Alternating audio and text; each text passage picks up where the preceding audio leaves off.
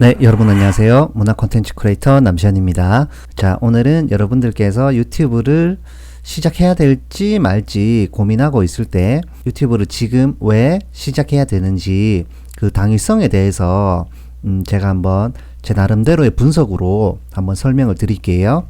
이런 이유는 사실은 다양하게 제시를 할 수가 있는데, 지금 제가 오늘 말씀드릴 거는 유튜브 수익이 어떻고 제2의 직장이 될 수도 있고 홍보가 되고 이런 관점보다도 캐즘 이론을 바탕으로 어차피 나중에 하게 될 거니까 지금 시작하는 게 훨씬 낫다라는 주제로 제가 말씀을 드리겠습니다. 자, 지금 보시는 화면이 지금 캐즘 이론이라고 하는 그래프입니다. 그래서 여기 보시면은 캐즘 이론에서는 시장이 크게 이제 세 가지로 나뉘어지거든요. 그래서 첫 번째 초기 시장이 있고, 그리고 이제 메인스트림이라고 부르는 주류 시장이 있습니다. 그리고 이제 후기 시장이 있는데, 사용자가 제일 많은 거는 주류 시장입니다. 그래서 여기에 30% 정도, 그리고 여기에 30%가 있어가지고 메인스트림에는 총 60%의 사용자가 몰려 있고요. 그리고 나머지 초기 시장 그리고 후기 시장에, 초기 시장 플러스 후기 시장에 한 30% 정도 사용자가 배치가 된 이런 캐즘 그래프입니다.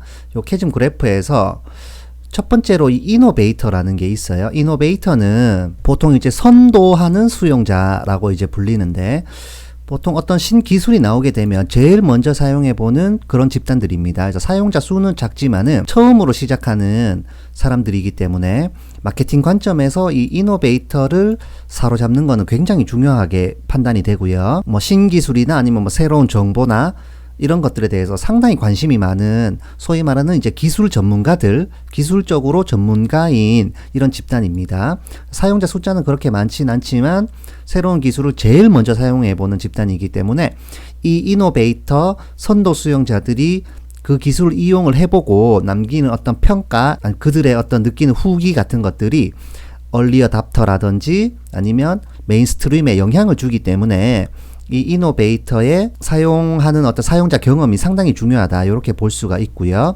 그리고 이제 캐즘이라고 하는 거는 이 단계를 이렇게 넘어갈 때 방해가 되는 장애물 같은 겁니다. 그래서 여기에 살짝 캐즘이 있고, 제일 큰 캐즘은 여기에서 발생이 되고요. 그리고 여기도 캐즘이 있고 여기도 이제 캐즘이 있다고 이렇게 보는 건데, 어쨌거나 이 이노베이터들이 사용을 해보고 이 서비스 괜찮다라고 하면은 그런 어떤 후기들이 이제 기술 전문가들이니까 어떤 식으로든 이제 공개된 장소에 노출이 되게 되고, 그러면은 이 이노베이터들의 후기가 얼리 어답터에게 영향을 주게 됩니다.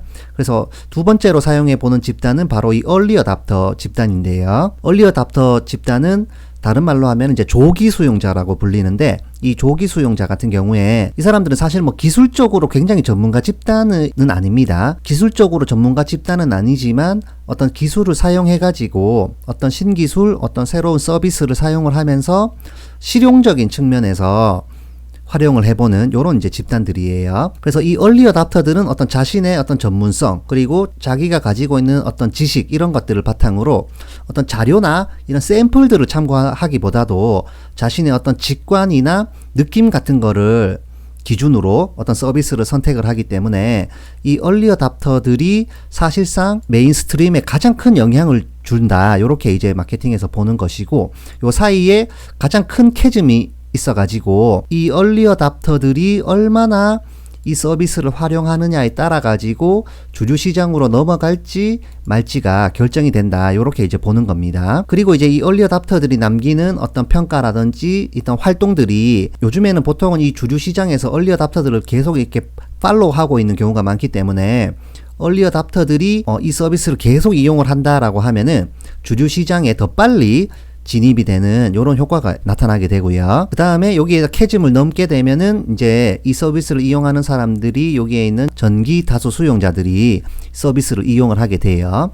그래서 저 같은 경우에는 지금 유튜브의 위치가 한 요 정도인 거 아닌가, 이렇게 이제 제가 나름대로 이제 판단을 하고 있는데, 전기 수용자들은 굉장히 많은 30% 정도의 많은 사용자를 가지고 있고, 이 사람들은 이 서비스를 수용하는 한편으로 어떤 기술이나 서비스를 굉장히 실용적인 측면에서 사용하는 것을 선호를 합니다. 그래서 메인스트림에 있는 이 전기 다수 수용자들이 어떤 서비스, 예를 들어서 유튜브를 할지 말지를 결정을 할 때 판단이 되는 샘플이 있어야 돼요. 약간은. 이 샘플은 보통은 이노베이터나 얼리 어답터들이 만들어 놓은 경우가 많기 때문에 예를 들어서 얼리 어답터들이 이 서비스를 굉장히 많이 하고 있다라고 생각이 되면은 조기 수용자들이 얼리 어답터를 따라서 그대로 답습하는 형태로 먼저 서비스가 이제 시작이 되겠고, 여기서부터는 이제 사용자가 폭발적으로 늘어나기 때문에 경쟁이 굉장히 치열해지고 시장 선점하기가 시간이 지나면 지날수록 시장을 선점하는 게 어려워집니다. 그 다음에 여기에 있는 이제 후기 사용자들이 있는데,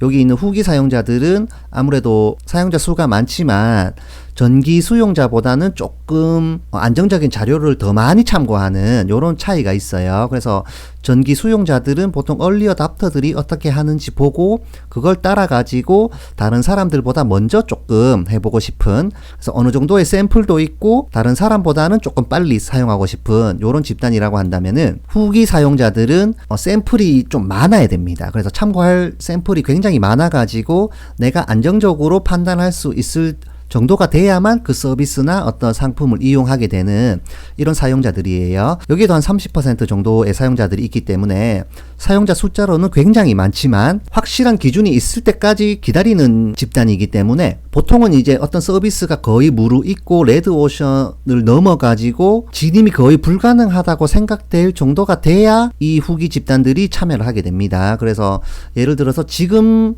처음 인스타그램을 시작하는 경우, 지금 2019년에 뭐 페이스북을 시작하는 경우, 이런 경우에서 이제 요런 어떤 후기 사용자들이 참가를 하게 된다고 볼 수가 있겠고, 마지막으로 여기 후기 시장에 있는 말기 수용자들이 있는데요. 여기 있는 말기 수용자들은 사실 마케팅 관점에서는 전혀 관심의 대상이 아닌, 사로잡을 필요가 없는 집단으로 여겨지는 게 제일 마지막에 사용하는 사람들이고 사용자 수가 적다 보니까 그런 측면이 있고요. 그리고 여기 있는 집단들은 이제 굉장히 느리게 사용을 하고 신기술에 별로 관심이 없고, 진짜 이 기술을 사용하지 않으면 내 삶이 거의 불편해지고 안 하고는 안 될 정도가 돼야 후기 시장에 있는 사용자들이 사용을 하기 때문에, 여기 있는 집단들은 어떤 서비스를 굉장히 느리게 시작하는 경향이 있습니다. 제가 지금 바라보는 시각에서는 유튜브는 한 요 정도, 얼리 어답터에서 전기 다수 수용자의 중간쯤에 있는 것 같고, 뭐 페이스북이나 인스타그램 같은 경우에는 이미 메인스트림에 들어온 지가 벌써 몇 년이 흘렀기 때문에, SNS 같은 경우에는 이제 주류 시장에서 굉장히 활발하게 사용이 되는 요런 서비스다라고 볼 수가 있겠고요. 마지막으로 이제 블로그 같은 경우가 있는데, 이 블로그는 나온 지도 굉장히 오래됐고 사용자도 엄청 많고 뭐 여전히 강력한 매체이긴 합니다만은, 아무래도 이제 후기 시장 쪽으로 진입이 되었기 때문에 블로그를 하는 사람들이 이제 점점 없어지는 추세이고, 하는 사람뿐만 아니고 블로그를 보는 사람들도 많이 없어지는 이런 추세입니다. 어차피 블로그에서 볼 수 있는 정보들을 SNS나 유튜브에서 다 볼 수가 있고요. 블로그에서 볼 수 있는 정보들을 SNS나 유튜브에서 볼 수 있는 이유는, 어차피 컨텐츠라는 거는 여기 있는 얼리 어답터나 이제 메인스트림에 있는 주류 시장에 있는 사용자들이 컨텐츠를 만들어서 올리기 때문에, 블로그를 하는 사람이 많이 없어지면 없어질수록 볼 수 있는 컨텐츠도 없어지게 되고, 이제 볼거리가 많아지려고 하면은 주류 시장에 있는 사람들이 컨텐츠를 많이 만들어줘야 되잖아요. 그래서 이렇게 만들어주려면은 이 서비스가 주류 시장에 포함이 되어 있고 사용자 수가 압도적으로 많아야만 가능합니다. 자, 제가 여러분들 유튜브를 시작하는 이유에 대해서 말씀드리면서 이 캐즘 이론을 제가 가지고 와가지고 말씀드리는 이유는, 아까 전에도 제가 말씀드렸지만 어떤 서비스를 우리가 시작하는 사람 입장에서, 그래서 컨텐츠 크리에이티브 하는 사람 입장에서 생각을 해봤을 때 가장 좋은 시작 타이밍은 제가 봤을 때는 요 정도예요. 조기 수용자 집단에서 거의 앞부분, 그러니까 전기 다수 수용자 집단에서 거의 머리 부분, 요 정도에서 시작하는 게 제일 안정적이고 정확한 판단이 가능하면서도 뒤에 더 많은 사람들이 팔로우해서 따라올 수가 있어가지고, 제가 바라보는 시점은 제일 좋은 구간은 여기입니다. 그래서 제 생각에는 지금 유튜브가 한 요 정도에 있지 않나, 요렇게 봐요. 그래서 이미 이노베이터 그리고 얼리 어답터들이 상당히 많은 컨텐츠를 만들어 가지고 지금 활동을 하고 있고, 이 캐즘을 뛰어넘은 다음에 더 많은 사람들이 여기에서 지금 활동을 하면서 지금 앞으로 시간이 지나면은 더 많이 이렇게 늘어나게 됩니다. 주류 시장을 통과하면서 점점 늘어나가지고 최고점을 여기서 이제 찍게 되면서 이제 후기 사용자들이 들어오게 되는 이런 이제 방식이 될 텐데, 저희가 다룰 수 있는 주제가 무한정 있진 않기 때문에 시장 진입이 느리면 느릴수록 더 뒤에서 참여하게 되면 될수록 시장 선점이 어려워집니다. 그래서 내가 어떤 주제를 다루든지 간에 지금 사실 이 구간 뭐 요 정도라고 해도 지금도 벌써 웬만한 주제는 유튜브에 다 있거든요. 그래서 뭘 해야 될지 알 수가 없는 이런 어떤 상황에 놓이게 되는데, 이게 시간이 흘러가지고 뒤로 가면 이게 더 심해져요. 그만큼 사용자가 많기 때문에 그렇겠죠. 그래서 어떤 서비스를 시작할 때에는 만약에 내가 얼리 어답터가 아니라고 하면은 가능하면은 여기 다수 사용자들이 사용하는 어떤 시대의 변화를 파악을 하면 빨리 시작을 해야 됩니다. 그래야만 그나마 남은 주제들 중에 내가 미리 참여를 해가지고 시장 선점을 할 수가 있어요. 그리고 마케팅 관점에서 이 시장이 어떤 특정한 시장이 선점이 되어버리면은 이 선점된 시장을 뺏어오는 거는 굉장히 어렵습니다. 아주 작은 분야라도 그 분야의 최초가 되는 게 제일 좋고, 만약에 최초가 될 수 없으면은 2등이나 3등을 해야 되는데, 마케팅 관점에서 2등이나 3등은 어차피 1등을 보고 그대로 따라하는 것이고, 사용자들은 1등 걸 보면 되지 굳이 2등이나 3등 걸 볼 필요는 없단 말이죠. 그렇기 때문에 2등이나 3등의 어떤 가치는 많이 떨어집니다. 그래서 보통 마케팅 관점에서는 내가 만약에 1등이 될 수가 없으면은, 내가 만약에 최초가 될 수 없으면 2등을 하는 게 아니고 기존에 있는 1등을 내가 이기려고 노력하기보다도 차라리 다른 어떤 분야를 찾아가지고 그 분야에서 최초가 되는 게 훨씬 낫다라는 이런 판단을 하게 되고, 유튜브 같은 경우에 지금 한 요 정도에 있다고 판단이 되니까 지금은 사실 진입해가지고 시작하기에 괜찮은 조건이에요. 뭐 예전에 얼리 어답터 구간에서 사용했거나 아니면은 이노베이터 집단에 있는 사람들은 이노베이터 구간에서 사용을 했으면 더 좋았겠지만은, 유튜브를 여기서 시작했다고 해도 이 캐즘을 넘어올지 말지를 지금 사용하는 사람 입장에서는 판단하기가 어렵기 때문에 이 캐즘이 넘어오는 걸 보고 요 구간에서 시작하는 게 제일 안정적이란 말이에요. 그래서 실패할 확률이 낮죠. 리스크가 낮기 때문에 요 구간을 시작해야 되고, 이 구간을 놓치게 되면 주류 시장에 포함되어서 시작을 해야 돼 가지고 이미 모든 주제, 모든 어떤 아이디어 이런 것들을 다른 사람들이 다 선점을 하고 있는 상태가 되어버립니다. 그러면은 이 정도에서 합류하게 되면 내가 유튜브를 통해서 뭔가를 원하는 결과를 얻어내기가 그만큼 어렵다는 거예요. 그래서 늦게 시작하면 늦게 시작할수록 원하는 결과를 얻기가 점점 더 어려워지고, 늦게 시작하면 늦게 시작할수록 이제 이 흐름이 밑으로 떨어져 가지고 후기 시장으로 진입이 되고, 후기 시장에 진입이 될 때쯤이 되면 어떤 새로운 서비스가 또 나와가지고 다시 여기서부터 시작되는 이런 경향이 있기 때문에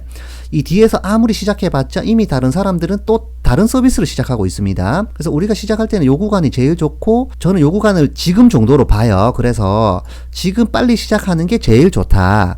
그리고 시작하려면 빨리 해야 된다. 어떤 시장을 선점하기 위한 조건으로 그렇습니다. 그리고 요즘에 지금 이제 LTE가 상용화되어 있지만 나중에 5G가 상용화되고 이러면은 지금 속도가 LTE 대비 20배나 빨라지거든요.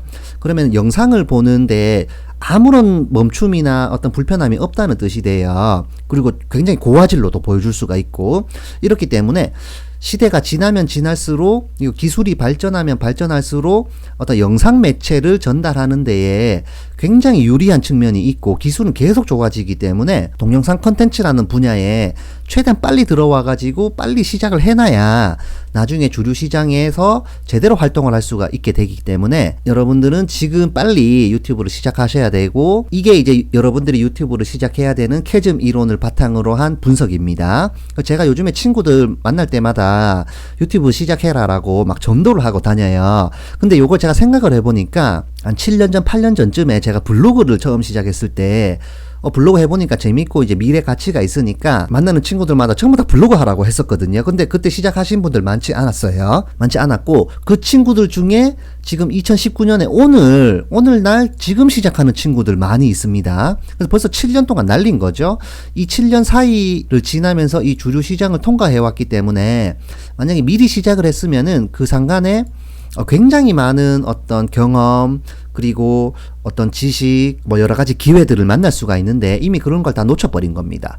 그래서 어쩔 수 없이 이제 시작해가지고 뭐 조금 한다 이러고 있는데, 사실 지금은 블로그는 이미 후기 시장에 들어와 있기 때문에 지금 물론 뭐 시작하는 것도 나쁘진 않아요. 아예 안 하는 것보단 낫습니다만은 차라리 블로그 하기보다는 유튜브 하는 게 낫다는 겁니다. 그래서 여러분들 유튜브 빨리 시작하셔가지고 최대한 주류 시장에 빨리 진입을 해서 시장 선점도 하고 원하는 결과를 많이 얻으시면 좋겠습니다. 자, 오늘 영상은 여기까지입니다. 영상이 도움이 되셨다면요, 좋아요, 구독하기 한 번씩 눌러주시고요. 저는 또 다음 영상으로 찾아뵙겠습니다. 감사합니다.